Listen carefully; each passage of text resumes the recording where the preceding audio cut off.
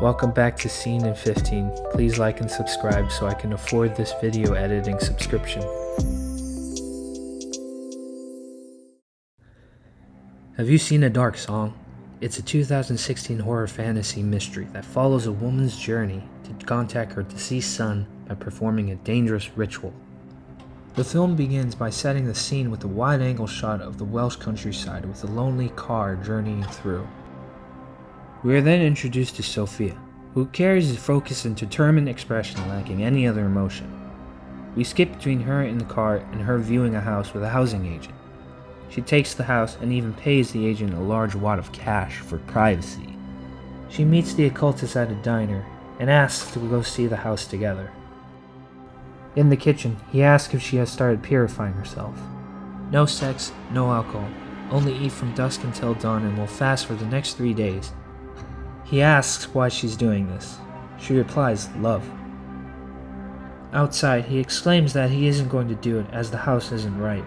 He then asks for money so he can leave. At the train station, she finally admits that she lost her child and she wants to speak to him. That is why she wants to do it. Back in the kitchen, he emphasizes how dangerous it is and the struggle. He explains that they are doing something much darker. Later, as they are making a list of things needed, he admits that he abuses alcohol. As the occultist checks the house, she stocks up on groceries.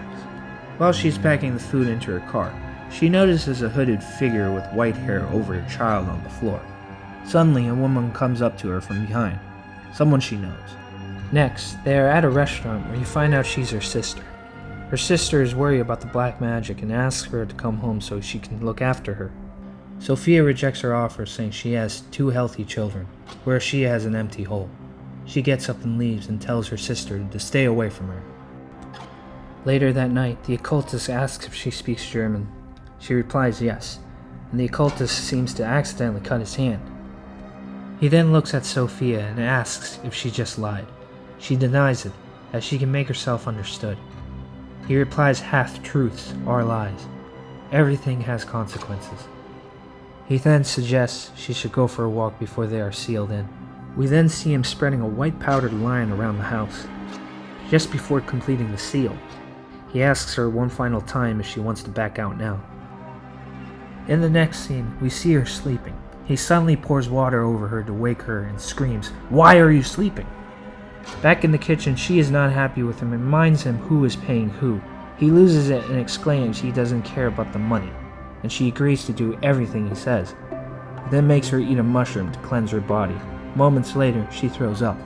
We are then shown a room with circles representing the different elements, with the center being where the angel appears.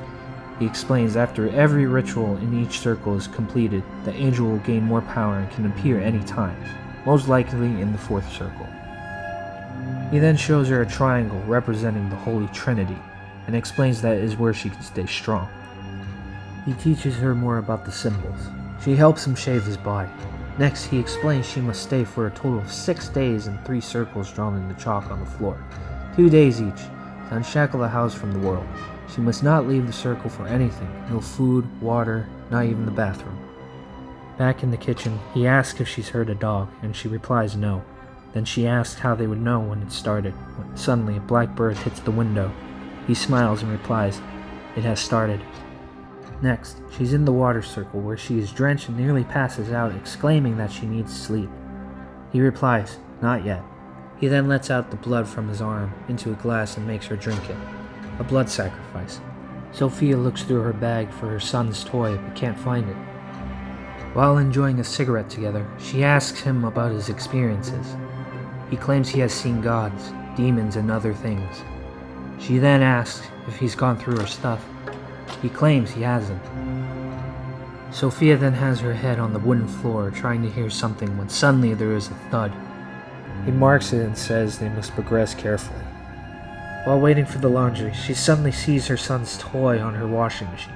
As she looks at it, the vibration of the washing machine makes the toy fall off the back. She rushes for it, but is nowhere to be seen. They are then in the bedroom, and he asks her to put on some makeup and something nice. She questions the makeup, and he says he's just the man.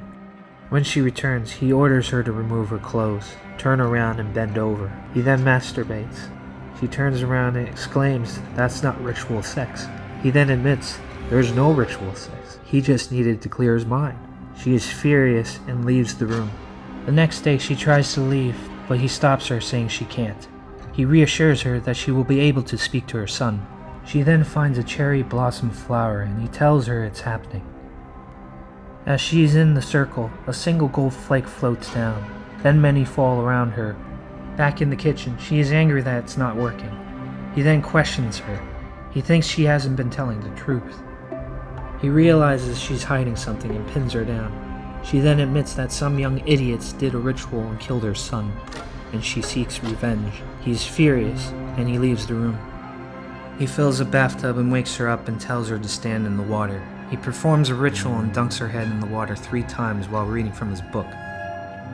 The 3rd time he holds her down. She starts struggling and begins to drown. He continues to hold her down until she stops moving. Then he continues to read from his book, and drags her out of the tub and performs CPR on her. She regains consciousness. Once again, back in the kitchen, he explains she is now reborn, pure and back on track. She attacks him. He falls to the floor and falls on a large kitchen knife which impales his side. He explains that this is the ritual and what he must pay for hurting her. She assists him pulling the knife out and cleaning the wound while she tells him more about her son's death, how the culprits got away and the case is closed. He promises her one more time that she will speak to her son. When she is upstairs, we see a figure walk past the doorway in the triangle room. She checks the room but finds nothing but a scratch on the wallpaper.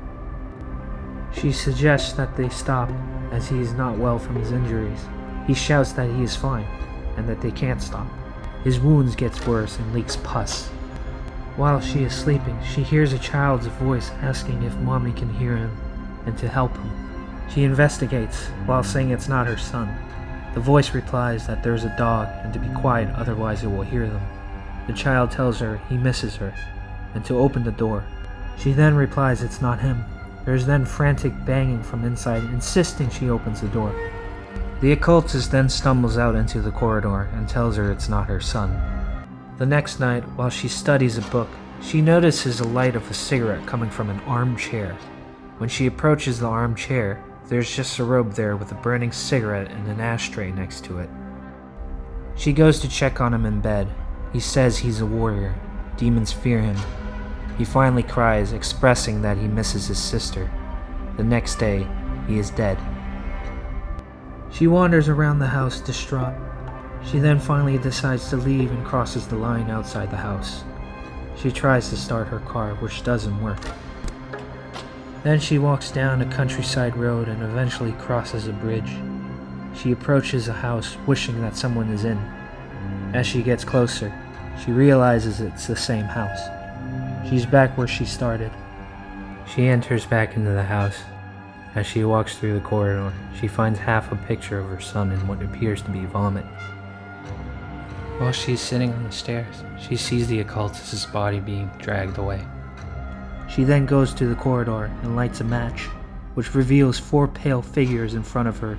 Then while she tries to sleep, the voice of her son talks to her through the door, asking her to open the door and that she was meant to pick him up at 3:30.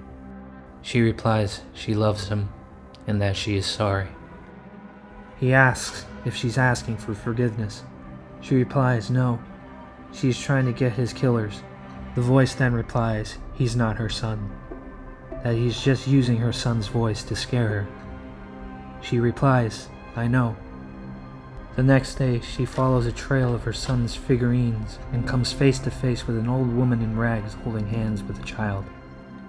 As she turns around, the crouching man from before knocks her out with a club. She is dragged away by these pale figures.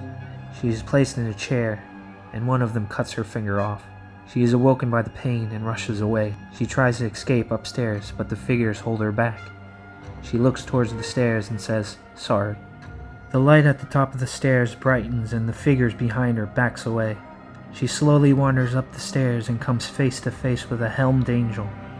We can't hear the angel's voice, only hers. She apologizes and asks for the power to forgive. The angel smiles.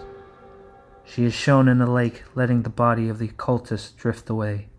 She then drives off, teary-eyed. Oh, soon. Now you've seen it, remember kids, if there's pus in your wound, don't just go to bed.